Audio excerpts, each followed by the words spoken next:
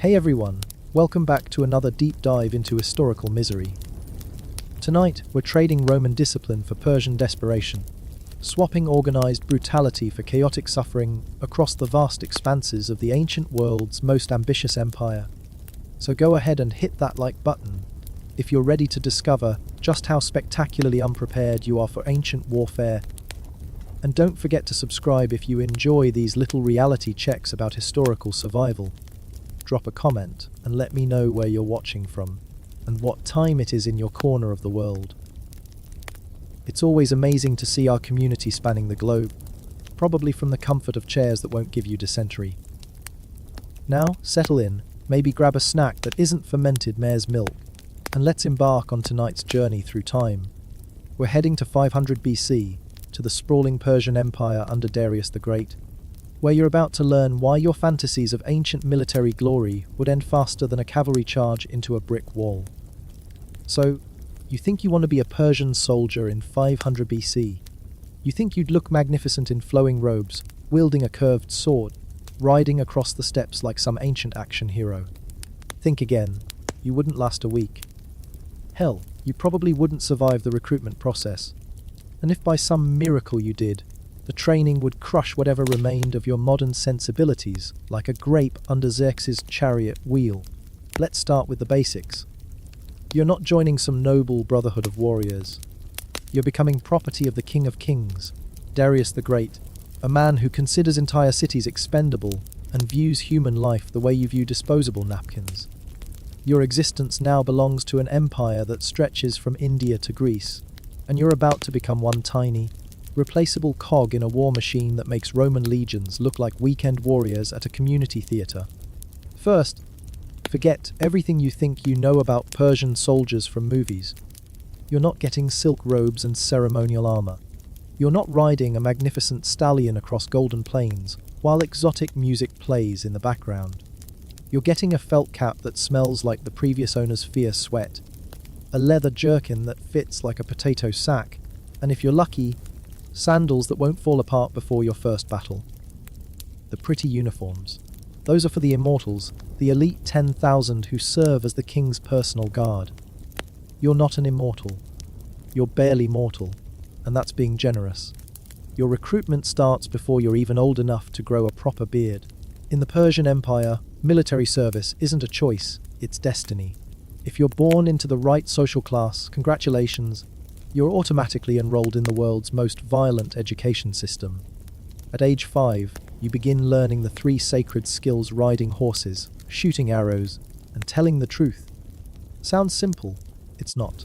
The truth part alone will kill you, because in the Persian military, truth is whatever your superior officer says it is, and if you contradict him, you'll discover that Persian justice makes crucifixion look like a spa treatment. By age 15, you're considered ready for basic training. Ready is a generous term. You're about as ready as a house cat is ready to fight a lion, but the Persian military doesn't care about your readiness. They care about having enough bodies to throw at their enemies, and you're a body. Congratulations. Training begins at dawn, which in the Persian Empire means the moment the first ray of sunlight threatens to appear on the horizon. Not when the sun actually rises, mind you, but when it's thinking about rising. Your instructor is a scarred veteran who lost 3 fingers, 2 toes, and most of his patience during the siege of Babylon. He communicates primarily through screaming and the occasional backhand across your face when screaming proves insufficient. Your first lesson: how to hold a spear without immediately impaling yourself or your fellow recruits. This sounds elementary, but you'd be amazed how many ways there are to catastrophically mishandle a 7-foot wooden shaft with a sharp metal point. Stand too close to your neighbor, and you'll take out his eye. Hold it too loosely, and it'll slip from your sweaty palms and brain the guy behind you. Grip it too tightly, and your hands will cramp up so badly you'll drop it anyway, probably onto your own foot. The spear, by the way, isn't your primary weapon. That honor goes to your bow, which you'll be carrying everywhere for the next however many years you survive. This isn't some elegant English longbow or exotic Japanese recurve. This is a Persian composite bow made from wood, horn and sinew, and it requires about 80 pounds of draw strength to operate effectively. Your modern arms, accustomed to lifting nothing heavier than a laptop, will feel like they're being slowly torn from their sockets every time you try to draw it back. But wait, there's more. You also get a sword, which sounds impressive until you realize it's barely longer than a kitchen knife and about as sturdy as a medieval letter opener. Persian swords aren't designed for extended combat. They're designed for finishing off wounded enemies and looking intimidating during parades. If you find yourself in a sword fight with anyone carrying actual military-grade weapons, your best strategy is to run very fast in the opposite direction while praying to Ahura Mazda that your opponent trips over a rock. Your shield is a wicker construction that offers roughly the same protection as a paper plate. It's light, which is good, because you'll be carrying it for miles, but it's also about as effective against enemy weapons as holding up a magazine to stop bullets. The theory is that you'll use your mobility and archery skills to stay out of close combat, but theory and practice are two very different things, especially when you're facing Greek hoplites who treat close combat like a religious experience. Now let's talk about your armor, and I use that term very loosely.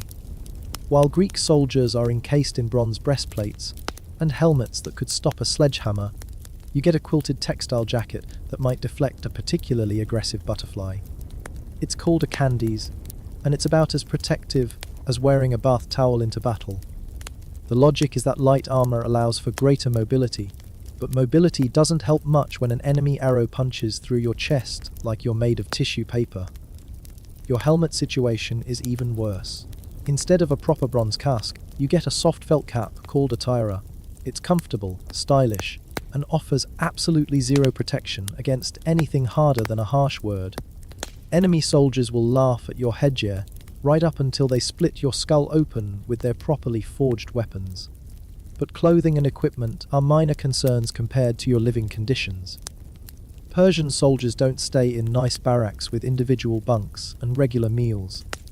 You sleep in tents when you're lucky enough to have tents, packed together with a dozen other men who haven't bathed in weeks, and whose dietary habits produce gas clouds that could clear enemy fortifications.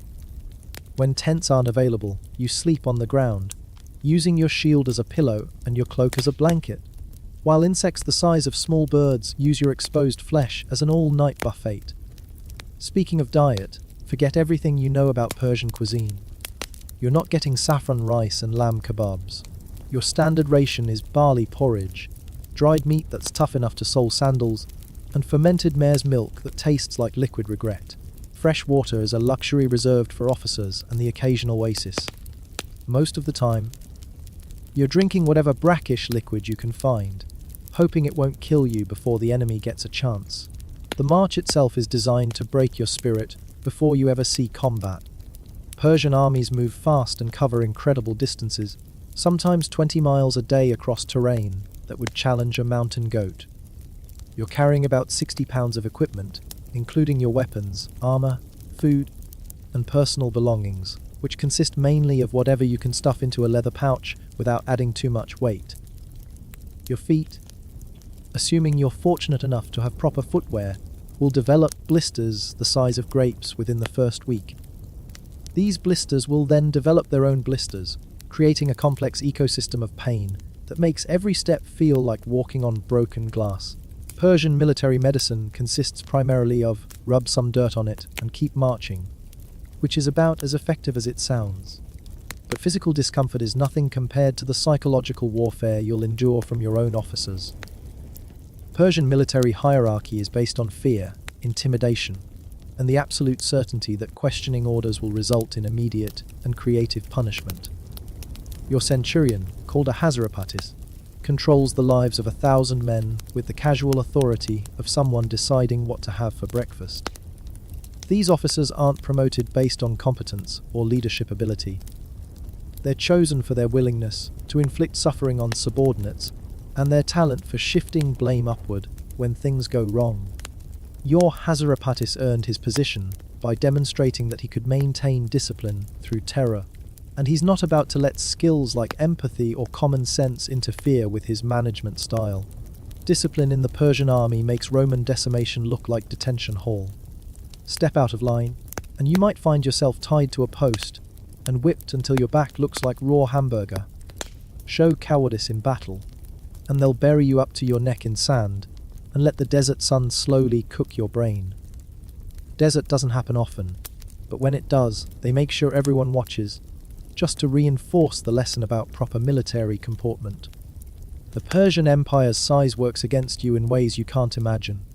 You might be stationed in Egypt 1 year, fighting Nubian rebels in heat that turns your metal weapons too hot to handle, then shipped off to the Hindu Kush the next year to freeze your extremities off while battling Afghan tribesmen who know the mountains like you know your own backyard.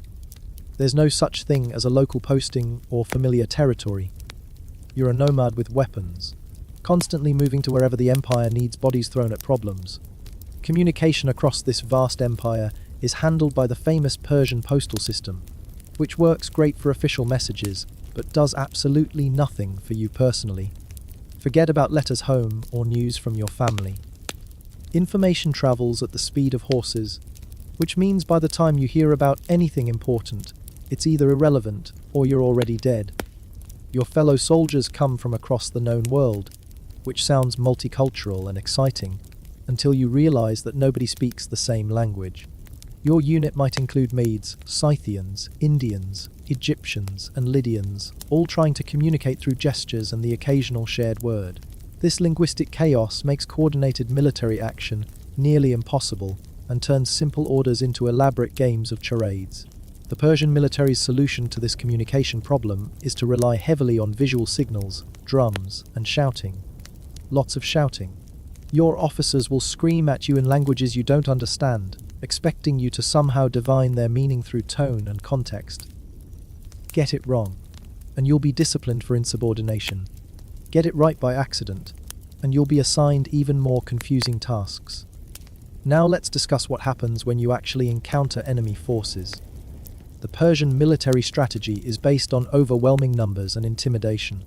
The theory is that enemies will take one look at your massive army and surrender immediately rather than face annihilation. This works great against disorganized tribal groups and minor city-states. It works less well against disciplined professional armies who've figured out that Persian soldiers are individually less formidable than they appear en masse. Take the Greeks, for instance. These people have turned warfare into an art form, and their art form involves getting very close to you and stabbing repeatedly with long spears while hiding behind bronze shields that could stop a charging elephant. Greek hoplites train constantly in formation fighting, and they consider dying in battle the highest honor imaginable. You, meanwhile, have been trained to shoot arrows from a distance and avoid close combat whenever possible. When Persian forces meet Greek phalanxes, the result is usually educational for everyone involved. You learn that your wicker shield doesn't stop Greek spear points. Greeks learn that Persian arrows are mostly effective against targets that aren't wearing proper armor. The lesson is typically brief and conclusive, but Greeks aren't your only problem. The Persian Empire has enemies on every border, and they're all eager to test themselves against the famous Persian military machine. Scythian horse archers will pepper your formations with arrows, while staying just out of range of your own bows. Egyptian rebels will use their knowledge of local terrain to set ambushes that turn routine patrols into bloodbaths. Indian war elephants will charge through your ranks like living battering rams, trampling everything in their path while their crews rain javelins down on survivors. The worst part is that you're not fighting for anything you particularly believe in. Roman soldiers fight for Rome, Greek soldiers fight for their city-states, but Persian soldiers fight for the abstract concept of imperial expansion. Your motivation is primarily fear of what your officers will do to you if you don't fight, which isn't exactly the stuff of inspiring battlefield speeches. Persian battle tactics rely heavily on archery, which sounds civilized and remote until you realize that effective archery requires you to stand in the open while enemy forces try to kill you with their own ranged weapons. You'll spend battles running from cover to cover, trying to get close enough to enemy formations to make your arrows count while staying far enough away to avoid getting turned into a pincushion yourself. The composite bow, your primary weapon, is remarkably effective when used properly. It can punch through most armor at reasonable range, and in the hands of an expert, it's accurate enough to target specific enemies. You are not an expert. You're a conscript with minimal training who's trying to hit moving targets while people are actively trying to kill you. Your arrows will mostly sail over enemy heads, stick in the ground well short of their formations, or occasionally hit your own people by accident. When archery fails, which it often does, you're expected to close with the enemy using your sword and whatever courage you can muster. This is where Persian military doctrine meets harsh reality. Your sword, remember, is basically a large knife. Enemy soldiers are carrying spears, axes, and swords designed for serious combat. The reach advantage alone means they can kill you while remaining comfortably outside your striking distance. Persian cavalry might save the day, assuming you have cavalry support and they don't decide the battle is already lost and retreat to fight another day. Persian horsemen are skilled and mobile, but they're primarily scouts and harassment troops, not heavy shock cavalry. They're excellent at pursuing broken enemies and conducting raids, but they're not equipped to charge into disciplined infantry formations and expect to survive. If you do manage to survive your first battle, congratulations. You've joined an elite group of Persian soldiers who lived through combat, which makes you either very skilled, very lucky, or very good at hiding behind other people. Don't let this success go to your head though, because your reward for surviving one battle is the opportunity to fight in many more battles, each one offering fresh chances to die in creative and painful ways. Between battles, you'll spend your time on garrison duty, which sounds peaceful until you realize that Persian garrisons are typically located in recently conquered territories full of people who would like nothing better than to murder you in your sleep. Local populations view Persian soldiers as foreign occupiers, which is accurate, and they express their displeasure through poison, sabotage, and the occasional knife between the ribs during what seemed like a friendly conversation. Persian military engineers will keep you busy building roads, bridges, and fortifications using techniques that prioritize speed over safety. You'll be hauling massive stone blocks, digging foundations in rocky soil, and constructing siege engines that have a distressing tendency to explode when operated by inexperienced crews. Engineering accidents are common and usually fatal, but they're considered acceptable losses in the pursuit of imperial infrastructure. The Persian postal system that keeps the empire connected requires constant maintenance and protection. You might find yourself assigned to guard duty along remote stretches of the royal road, standing watch at way stations that exist solely to facilitate message delivery. This sounds like easy duty until you realize that these stations are prime targets for bandits, rebels, and enemy raiders who understand that disrupting Persian communications is an effective way to damage imperial operations. Road guard duty means spending weeks at isolated outposts with minimal supplies and no backup. If attacked, you're expected to fight to the death rather than abandon your post, because losing a way station is considered a serious failure that reflects poorly on your entire unit. The practical result is that road guards tend to die in small groups, far from help, defending buildings that contain nothing more valuable than hay and spare horseshoes. Persian siege warfare will test your endurance in ways you never imagined. Besieging enemy cities can take months or even years, during which you'll be living in temporary camps while trying to starve out defenders who are safe behind walls. The besiegers often suffer more casualties than the besieged, primarily from disease, malnutrition, and the constant threat of sorties by desperate defenders. Siege camps are breeding grounds for every disease known to ancient medicine, plus several that haven't been discovered yet. Thousands of men living in close proximity without proper sanitation creates conditions that make plague outbreaks inevitable. You'll watch fellow soldiers die from dysentery, typhus, and mysterious fevers that turn strong men into corpses in a matter of days. The siege equipment you'll be operating is primitive by any reasonable standard and dangerous to everyone involved. Catapults have a habit of misfiring and crushing their crews. Siege towers regularly catch fire with soldiers trapped inside. Battering rams require crews to approach enemy walls while defenders pour boiling oil, molten lead, and various unpleasant substances down on them from above. If if you survive long enough to participate in the actual assault on enemy fortifications, you'll discover that storming walls is even more dangerous than building siege engines. You'll be climbing ladders while defenders try to push them away from the walls, drop rocks on your head, and stab you with long spears as you attempt to clamber over the battlements. Urban warfare, once you've breached enemy defenses, is a nightmare of narrow streets, hidden archers, and civilians who may or may not be combatants. Every doorway might conceal an enemy soldier with a drawn bow. Every rooftop could be a sniper position. Every seemingly innocent civilian might be carrying a concealed knife and waiting for you to turn your back. The Persian policy toward conquered cities is usually straightforward: submit completely or be destroyed utterly.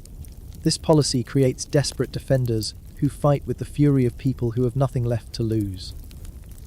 Cornered enemies are the most dangerous enemies, and storming a city full of cornered enemies is essentially a suicide mission with a small chance of plunder. If your army succeeds in taking an enemy city, you'll participate in the traditional post-victory activities: looting, burning, and killing anyone who looks at you wrong.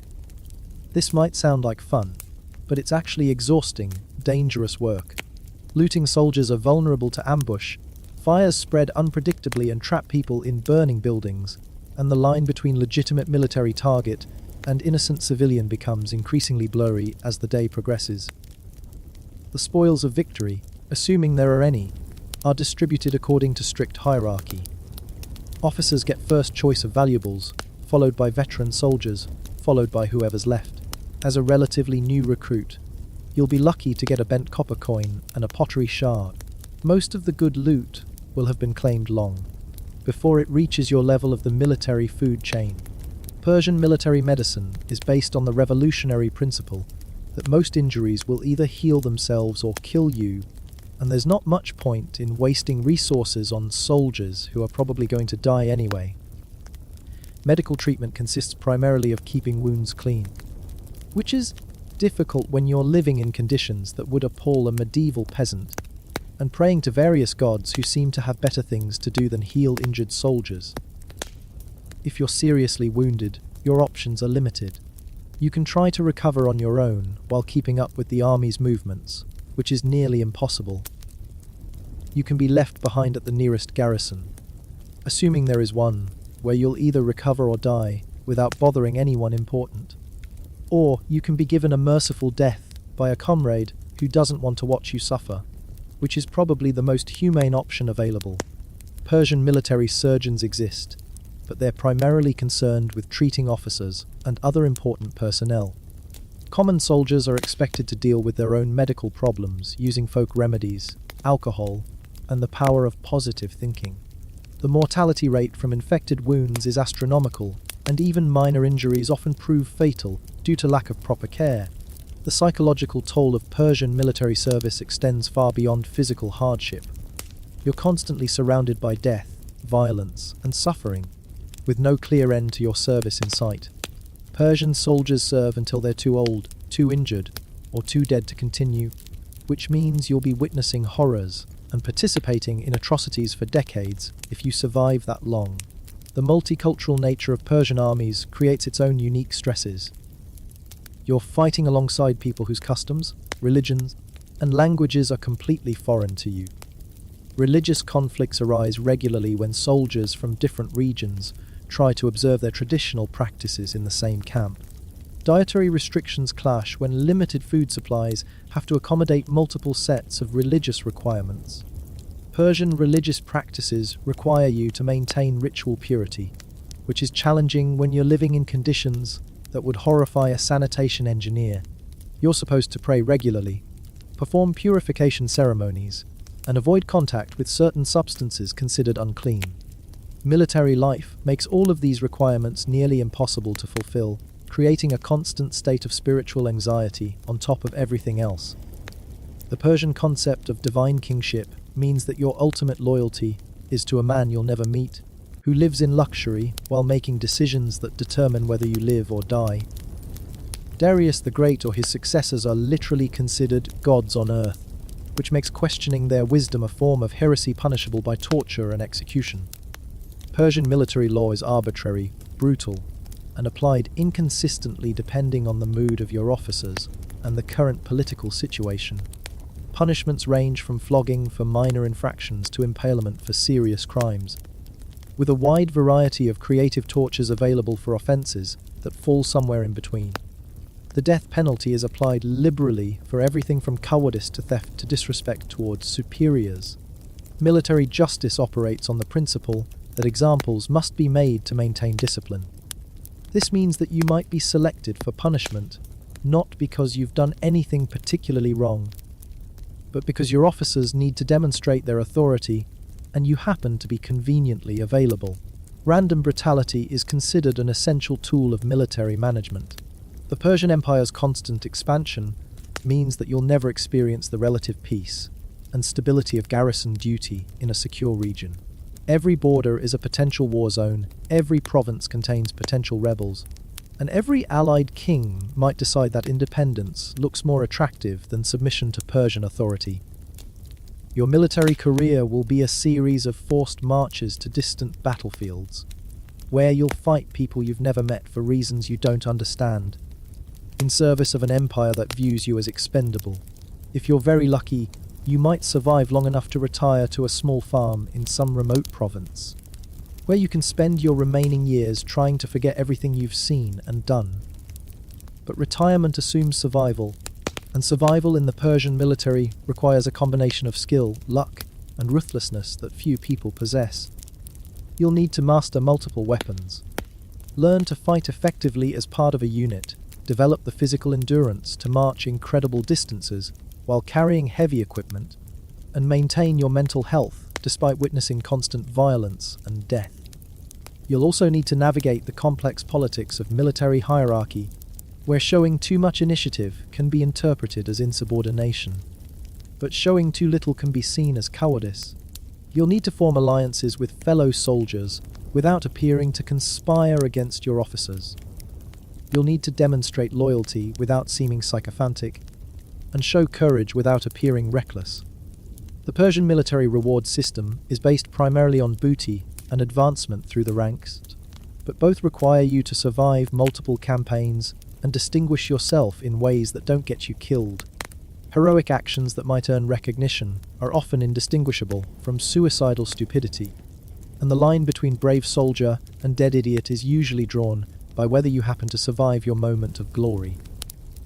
Even if you do everything right, follow orders perfectly, fight bravely in every battle, and somehow avoid getting killed by enemies, disease, accidents, or your own officers, you're still subject to the whims of imperial politics that operate far above your level of understanding or influence. Persian kings change, policies shift, and entire armies can be sacrificed to serve larger strategic objectives that individual soldiers never learn about. The Persian Empire's communication system means that orders often arrive weeks or months after the situations they were meant to address have resolved themselves. You might spend months preparing for a campaign that's been cancelled, or find yourself suddenly deployed to deal with a crisis that's already over by the time you arrive. Persian military logistics are a constant source of crisis and confusion. Supply lines stretch across thousands of miles through hostile territory, maintained by people who have their own reasons for wanting the Persian Empire to fail. Your food, weapons, and equipment have to travel incredible distances before reaching you, and there are countless opportunities for things to go wrong along the way. When supplies fail to arrive, which happens regularly, you're expected to live off the land, which is a polite way of saying you'll be stealing from local populations who are already struggling to survive. This creates additional enemies, undermines imperial authority, and ensures that future operations in the same region will face increased resistance. The seasonal nature of ancient warfare means that campaigns are planned around weather patterns, harvest schedules, and religious observances, but actual military operations rarely follow neat seasonal patterns. You might find yourself fighting winter campaigns in mountain regions, where temperatures drop well below freezing, or summer campaigns in desert regions, where the heat can kill you as effectively as any enemy weapon. Persian military uniforms are designed for the climate of the Iranian plateau, which means they're completely inappropriate for most of the regions where you'll actually be serving. you'll be wearing woolen clothing in Egyptian deserts, leather armor in Indian monsoons, and light robes in Scythian winters. The empire's diversity ensures that you'll always be dressed wrong for local conditions. The Persian policy of transplanting populations means that you might find yourself permanently stationed in regions that are completely alien to your background and experience. Persian soldiers are often used to garrison newly conquered territories, where they serve as both military forces and symbols of imperial authority. This means spending years or decades in places where you don't speak the language, understand the customs, or have any connection to the local population. These garrison assignments are typically permanent, which means you'll never return to your homeland or see your family again. You'll marry locally if you marry at all, raise children who grow up as foreigners in the land of their birth, and eventually die far from everything you once considered home. The Persian military retirement system, such as it is, provides small plots of land in whatever region you happen to be serving when you become too old or injured to continue active duty. This land grant system is designed to create loyal populations of veteran soldiers in frontier regions. But it also ensures that you'll spend your final years as an isolated minority in potentially hostile territory. Persian veterans often form small communities of retired soldiers, trying to maintain their cultural identity while adapting to local conditions that may be completely different from anything they've previously experienced. These veteran settlements are frequent targets for local resentment and occasional violence from populations who view them as symbols of foreign occupation. The linguistic challenges of Persian military service extend far beyond simple communication problems. Military terminology, religious practices, legal concepts, and social customs all vary dramatically across the empire, creating situations where words and actions can be misinterpreted in ways that lead to serious conflicts. Persian soldiers are expected to enforce imperial law and customs in regions where local populations may have completely different concepts of justice, property rights, religious observance, and social organization. This creates constant friction and frequent misunderstandings that can escalate into violence without warning. The Persian military justice system operates according to principles that may be completely foreign to soldiers from different cultural backgrounds. What one group considers appropriate discipline might be viewed as excessive brutality by another, while actions that seem reasonable to local populations might be interpreted as serious crimes by Persian military law. Persian religious policies require tolerance for local beliefs and practices, but this tolerance has limits that aren't always clearly defined. Soldiers are expected to maintain their own religious observances while respecting local customs, but conflicts between different religious requirements can create situations where any action might be considered offensive by someone. The Persian Empire's policy of incorporating local military units into imperial armies creates additional complications for command and control. These auxiliary forces often have their own equipment, tactics, and chain of command that don't integrate well with standard Persian military procedures. Local allies are often unreliable, poorly motivated, and prone to switching sides when conditions change. You might find yourself fighting alongside troops who were enemies last year, or discover that yesterday's allies have become today's rebels. The political complexities of imperial management ensure that loyalties are constantly shifting in ways that individual soldiers can't predict or control. Persian military engineers are constantly building and maintaining infrastructure projects that require enormous amounts of manual labor from ordinary soldiers. You'll spend countless hours digging foundations, hauling stones, constructing bridges, and performing other engineering tasks that are essential for imperial operations but deadly boring and physically exhausting. These engineering projects are often located in remote, dangerous regions where workers are vulnerable to attack from local populations, wild animals, and environmental hazards. Bridge construction over fast, moving rivers claims numerous lives through drowning, while road building through mountain passes results in regular deaths from rock slides and exposure. The Persian Empire's size creates logistical challenges that affect every aspect of military operations. Maps are inaccurate or non-existent for many regions, which means that armies often get lost, run out of supplies, or find themselves in impossible tactical situations because nobody really knows where they are or where they're going. Navigation relies primarily on local guides, who may have their own reasons for leading Persian armies into traps, ambushes, or impassable terrain. These guides are often coerced into cooperation, which doesn't create optimal conditions for reliable service, and their local knowledge may be deliberately misleading or simply outdated. Persian military intelligence gathering is hampered by language barriers, cultural misunderstandings, and the fact that local populations generally view Persian soldiers as occupying forces rather than protectors. Information about enemy movements, local conditions, and potential threats is often inaccurate, incomplete, or deliberately false. The Persian postal system provides excellent communication between major administrative centers, but battlefield intelligence operates at the speed of foot messengers traveling through hostile territory. By the time strategic information reaches commanders who can act on it, the tactical situation has usually changed completely. Persian siege warfare requires specialized equipment and techniques that most soldiers haven't been trained to use effectively. Siege engines are complex machines that require skilled operators, proper maintenance, and large quantities of ammunition that aren't always available when needed. The specialized nature of siege equipment means that losing key personnel to enemy action or disease can render entire siege trains useless. If your chief engineer dies of plague, your catapults become expensive decorations, and your carefully planned assault turns into an extended starvation contest. Persian naval operations are limited by the empire's continental focus and lack of maritime tradition.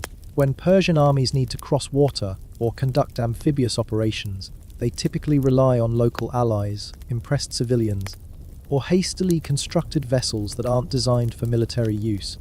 These improvised naval operations are extremely dangerous for everyone involved.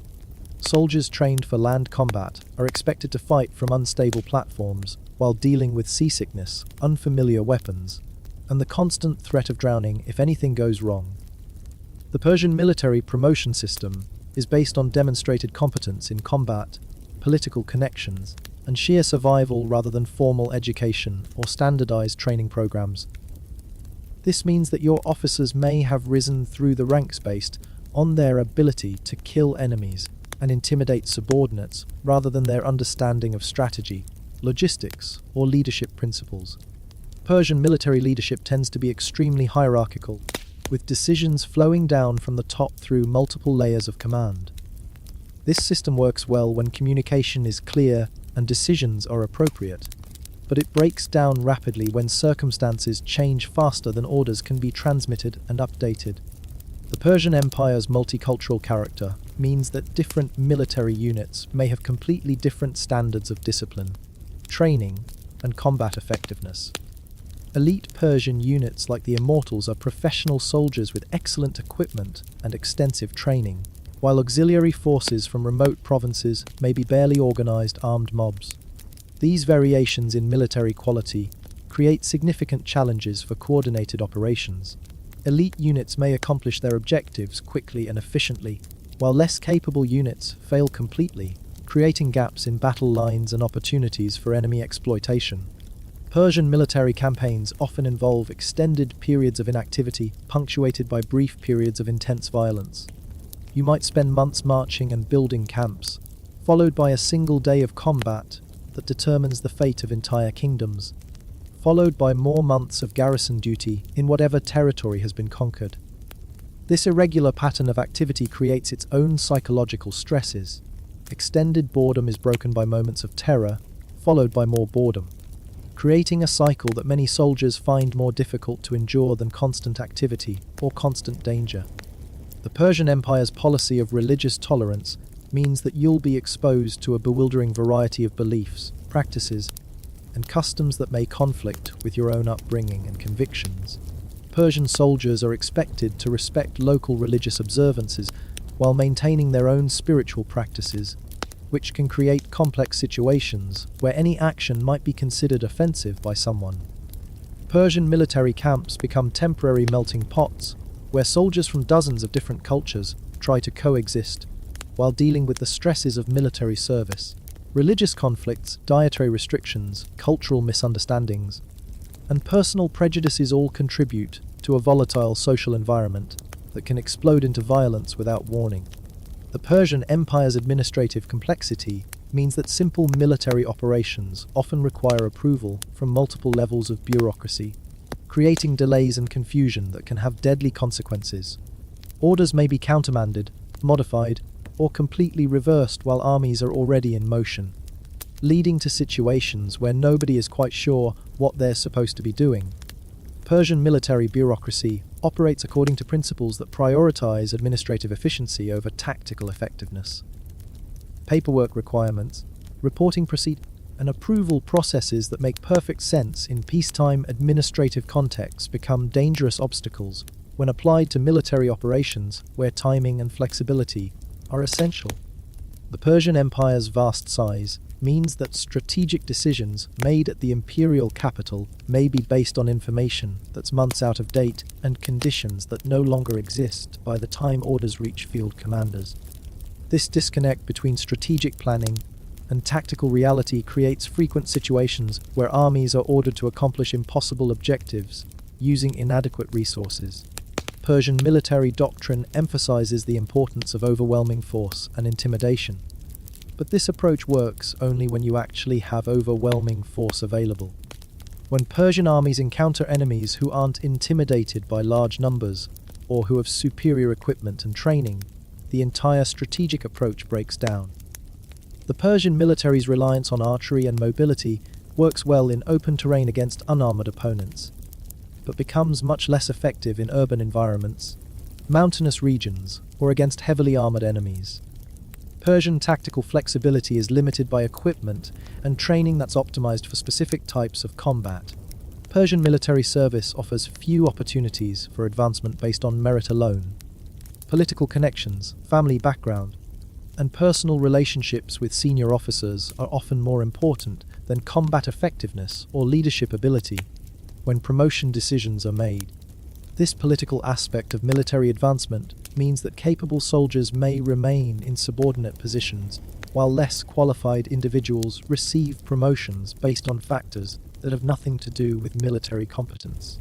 The resulting command structure often prioritizes loyalty and political reliability over tactical effectiveness. Persian military veterans who survive their service often find that their experience and skills have limited value in civilian life. Military training in ancient warfare doesn't translate well to peaceful occupations, and the psychological effects of extended military service can make it difficult to adapt to civilian social expectations. The Persian Empire's practice of settling veterans in frontier regions means that retired soldiers often find themselves permanently separated from their families and communities of origin. These veteran settlements become isolated outposts of Persian culture in regions where they may not be welcome. Persian military service shapes not just your physical capabilities, but your entire worldview and social identity. Years of violence, hierarchy, and constant movement create psychological patterns that may be adaptive for military life, but problematic for civilian society. The Persian military's emphasis on unquestioning obedience to authority creates soldiers who are effective in hierarchical combat situations, but may struggle with the independence and initiative required for civilian success. Military training emphasizes following orders rather than making decisions, which can be a significant handicap in post-military life. Persian soldiers who survive long enough to complete their military service often find that they've become foreigners in their own homeland. Extended military service in distant regions exposes soldiers to different languages, customs, and ways of thinking that may conflict with the traditional values of their communities of origin. The psychological effects of participating in conquest, occupation, and the various forms of violence required by imperial military service can create lasting trauma that ancient societies had no effective methods for treating. Persian soldiers are expected to witness and participate in activities that would horrify modern sensibilities, then return to normal social functioning as if nothing had happened. The Persian military's use of terror as a tactical weapon means that soldiers are regularly ordered to participate in mass executions, torture sessions, and the destruction of civilian populations. These activities are considered normal military operations, but they create psychological burdens that many soldiers find impossible to bear. Persian military culture emphasizes emotional control and stoic acceptance of violence as necessary tools of imperial policy. Soldiers who show signs of psychological distress are viewed as weak or unreliable, creating additional pressure to suppress normal emotional responses to traumatic experiences. The Persian Empire's policy of collective punishment means that entire populations may be enslaved, executed, or forcibly relocated in response to acts of rebellion or resistance. Persian soldiers are the instruments of these policies, which requires them to treat civilian populations as enemies rather than people deserving protection. Persian military operations often involve the systematic destruction of enemy infrastructure, including temples, schools, irrigation systems, and other facilities that support civilian life. Soldiers are expected to burn crops, poison wells, and destroy anything that might be useful to enemy forces, regardless of the impact on non-combatant populations. The Persian Empire's treatment of prisoners of war varies depending on political considerations, but soldiers are often ordered to execute captured enemies rather than deal with the logistical complications of maintaining prisoner camps. These executions are typically conducted in ways designed to terrorize other potential enemies. Persian military discipline includes provisions for punishing entire units for the failures of individual soldiers. If one man deserts his tent, mates may be flogged. If a unit retreats without orders, the survivors may be decimated. This collective responsibility system creates additional stress and mistrust among soldiers who should be supporting each other. The Persian military's emphasis on maintaining imperial prestige means that retreat or withdrawal is often forbidden, even when tactical circumstances make continued fighting suicidal. Persian commanders are expected to die rather than admit defeat, and this expectation extends to their subordinates regardless of the strategic value of their sacrifice. Persian military operations frequently involve fighting in alliance with local forces whose methods and objectives may conflict with Persian military traditions. These allies may engage in practices that Persian soldiers find morally objectionable, but imperial policy requires cooperation regardless of personal feelings. The Persian Empire's size and diversity create situations where Persian soldiers may find themselves fighting against people who were imperial subjects until recently, or who may become imperial subjects in the future. These political complexities make it difficult to maintain clear distinctions between enemies and allies. Persian military service exposes soldiers to diseases and environmental hazards that don't exist in their regions of origin. Soldiers from temperate climates may die of tropical fevers, while those from arid regions may succumb to respiratory infections in humid environments. The Persian military's medical knowledge is limited by the scientific understanding of the time, which means that many injuries and illnesses that would be treatable today are automatically fatal. Soldiers must cope with the knowledge that minor wounds can become life-threatening infections, and that surviving combat doesn't guarantee surviving the aftermath. Persian military camps are breeding grounds for infectious diseases that spread rapidly through populations living in close proximity without adequate sanitation. Epidemic outbreaks can destroy entire armies without any enemy action, turning military campaigns into extended death marches. The Persian military's supply system is vulnerable to disruption by weather, enemy action, and simple incompetence, which means that soldiers must be prepared to survive extended periods without adequate food, water, or medical supplies. These privations can be more dangerous than direct combat. Persian military operations often take place in regions where local populations view Persian soldiers as foreign invaders, which means that off-duty soldiers are constantly at risk of assassination, poisoning, or other forms of attack by civilians who appear friendly but harbor hostile intentions. The Persian Empire's policy of forced population transfers means that soldiers may be ordered to participate in the displacement of entire communities, including the elderly, children, and other non-combatants who pose no military threat. These operations require soldiers to overcome natural human reluctance to harm innocent people. Persian military training emphasizes the importance of maintaining unit cohesion and following orders without question, but these principles can conflict with individual moral convictions when soldiers are ordered to participate in activities they find personally objectionable. The Persian military's hierarchical structure means that individual soldiers have no meaningful input into strategic decisions that determine their fate. They may be ordered to attack fortified positions with inadequate equipment, march through disease-infested regions without medical support, or hold untenable positions against overwhelming odds. Persian military communications are slow and unreliable, which means that field commanders often operate without current information about strategic developments that might affect their tactical decisions. Soldiers may continue fighting battles that have already been rendered meaningless by political developments they haven't heard about. The Persian Empire's multicultural military forces create opportunities for misunderstandings and conflicts that can escalate into serious disciplinary problems. Cultural differences in concepts of honor, appropriate behavior, and acceptable risk can lead to situations where soldiers from different backgrounds find themselves in conflict with each other, rather than focusing on external enemies. Persian military justice operates according to principles that may seem arbitrary and capricious to modern observers. Punishments are often determined by the mood and personal prejudices of commanding officers, rather than consistent application of written regulations. The Persian military's emphasis on maintaining discipline through fear means that soldiers must constantly balance the risk of punishment for disobedience against the risk of death from following dangerous orders.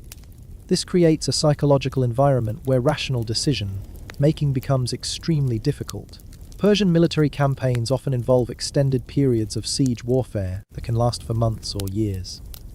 During these operations, soldiers must maintain constant vigilance while dealing with boredom, disease, and the gradual deterioration of equipment and supplies.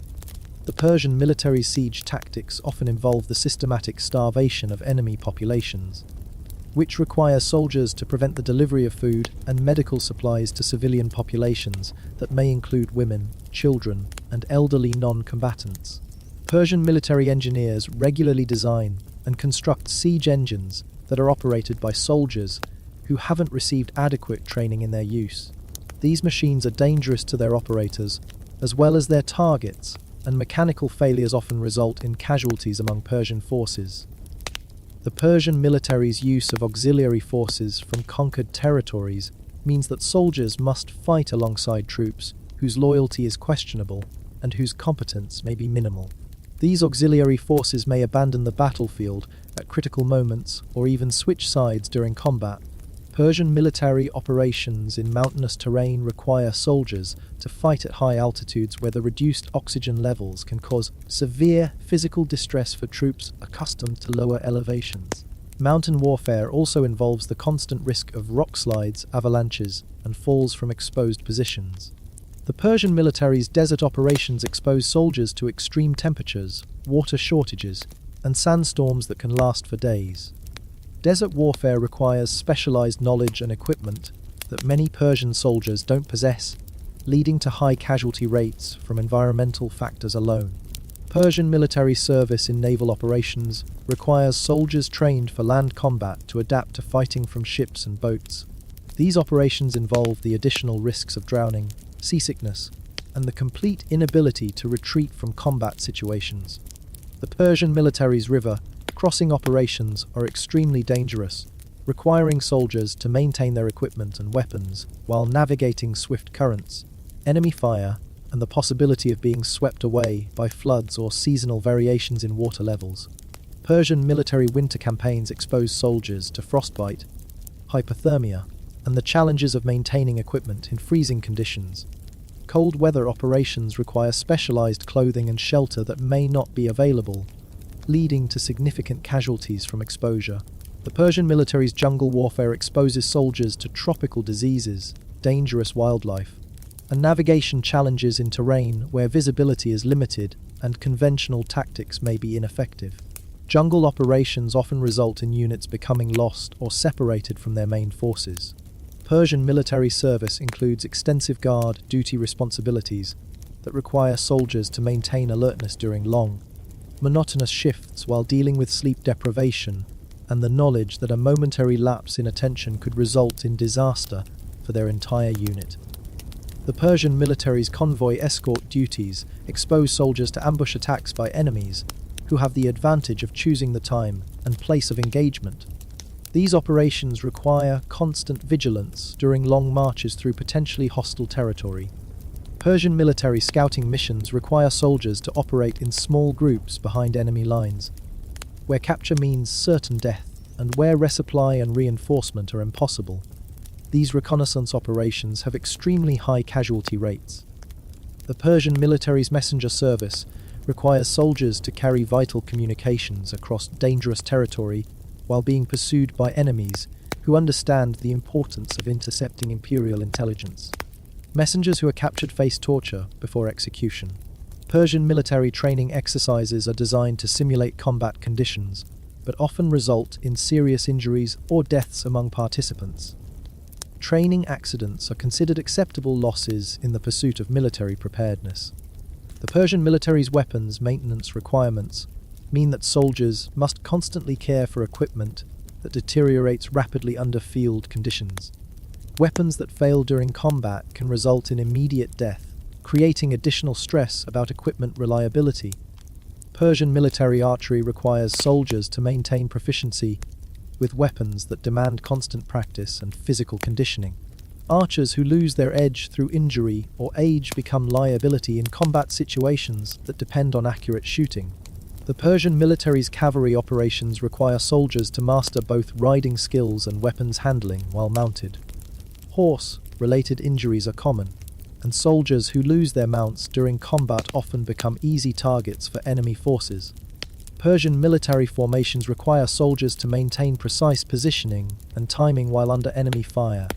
The breakdown of formation discipline often leads to catastrophic casualties as organized units dissolve into vulnerable individuals. The Persian military's night operations require soldiers to navigate and fight in darkness while maintaining unit cohesion and avoiding friendly fire incidents. Night combat is particularly dangerous because normal visual cues are unavailable. Persian military amphibious operations require soldiers to coordinate complex landings while dealing with enemy resistance, rough surf, and the difficulties of maintaining equipment in saltwater environments. Beach assaults have notoriously high casualty rates. The Persian military's urban warfare tactics require soldiers to clear buildings and streets while dealing with civilian populations, hidden enemies, and the constant threat of ambush from multiple directions. City fighting neutralizes many of the tactical advantages that Persian forces enjoy in open terrain.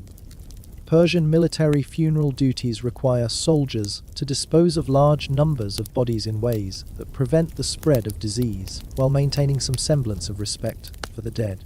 These activities are psychologically difficult and practically dangerous.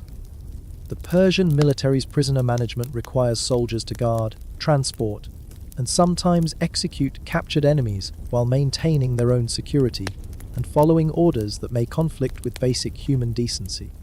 Persian military supply duties require soldiers to transport and distribute essential materials while protecting them from enemy raids, theft by desperate civilians, and the natural deterioration that affects food, weapons, and equipment during extended campaigns.